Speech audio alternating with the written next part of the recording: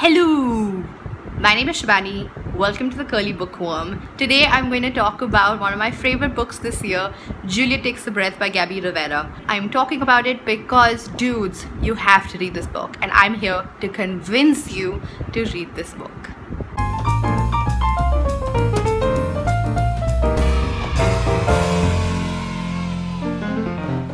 Guys, I want to say up top that this is a completely spoiler-free version. The reason why I'm doing this, though, I love this book and I want to discuss it until Kingdom Come, but I'm doing a spoiler-free version for you because I really want you to read this book and I want to convince you, okay?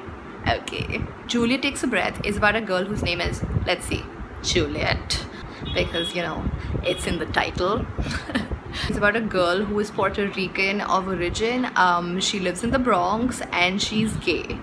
And she's 19, she's trying to figure out what it means to be gay in this completely traditional family setting that she has going for her. She lives with, you know, her aunts and her grandma and her grandpa and her parents and this little brother who is super adorable. And she's trying to figure out how to come out to them. In general, trying to figure out her life. So in the beginning of the book, Juliet writes to Harlow, who is this woman who has written this amazing feminist book that she thinks is amazing, and she wants to work with her because reading that book has kind of changed her life and changed her understanding of feminism, which she used to think belonged to white people, and now she's just like, oh, okay, feminism is for everybody, right? It's not a white concept. And so she's enamored by this author and she wants to go and meet her, and one of the ways in which she could do that is essentially write to the author and see if she can intern with her. And so she does that, and to her great delight, the author writes back and says, hey, come do the internship with me.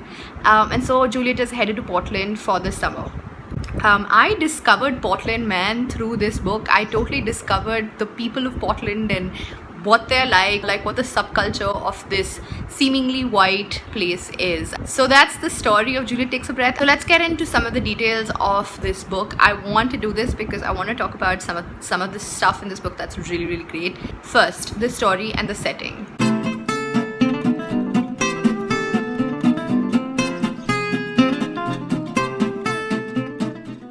The story is set in this really specific world of Juliet's, which is Puerto Rican. It's set in the Bronx. She's gay. She has this completely conventional family. What's really interesting is that the setting is like two different entire worlds.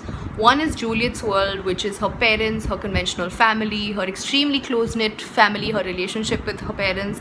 And then there's this other world in Portland, Harlow's world, which is full of like a whole other bunch of things. Like there's hippies, there's feminism, there's this alternate way of living, completely off of the regular sort of way of living.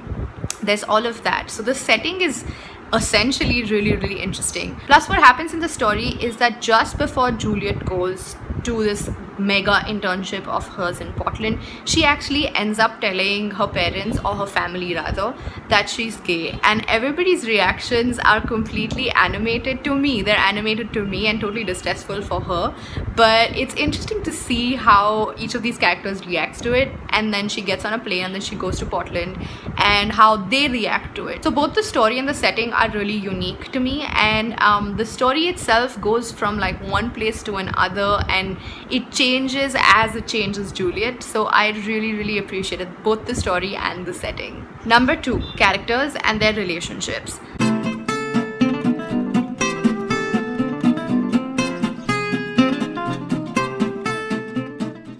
So characters, dudes, this book is full of characters. It's like from the beginning to the middle to the climax to the end, it's full of all of these like incredible characters from incredibly different worlds.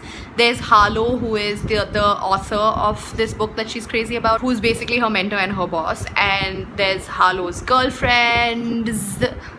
There's Harlow's girlfriend, there's Harlow's boyfriend, there's a whole bunch of, okay, I didn't give anything away. I'm just saying that like I'm trying to make you interested in this book, okay, because there's a whole bunch of characters that are really cool. I really love her relationship with Harlow. I love her relationship with a bunch of other characters that you'll see through the book. I love her relationship with her cousin. It feels like a relationship that I share with my closest cousin, and it's one of those like I'll tell you about the world kind of a thing. I really like the relationship that she has with her mother and her parents. it was very refreshing to see such closeness. Juliet really cares about what her mom thinks about her sexuality. Juliet really cares about what her family thinks about her sexuality. I know that that sounds kind of obvious, everybody cares what their family thinks of them, but Juliet especially cares. She is especially close to her family, and she finds that her identity is rooted in her family, and so she's really worried about how everybody perceives this. I really like those relationships as well. I really enjoyed Juliet's own relationship with herself. I loved how she talks to herself, she wonders, she cries when she has to, she laughs when she has to. I love Juliet's character because there's so much sort of naivety and innocence, and I think more than anything else, she's just open to the world. She's sort of open to learning because she feels like she's empty and she wants to be filled up. The characters in this book and the way Juliet herself sees herself as against all of these different people that she's meeting and talking to and learning about is so well etched because you can feel her. Oh my god, I am not 19, but I felt 19 again. I felt what it was like to be that age, to be curious about everything, to be completely confused about your own sort of identity, and that's what's one of the nicest things about this book. What I really appreciate about this book was that Juliet didn't go in with like a whole bunch of preconceived notions. She was just open to learning about new things in the way that only like a 19-year-old can be, and it's just so endearing. Through the story you can actually see how her character changes. Yeah, I really heart this book. I really do. The third thing that I want to talk about is the writing.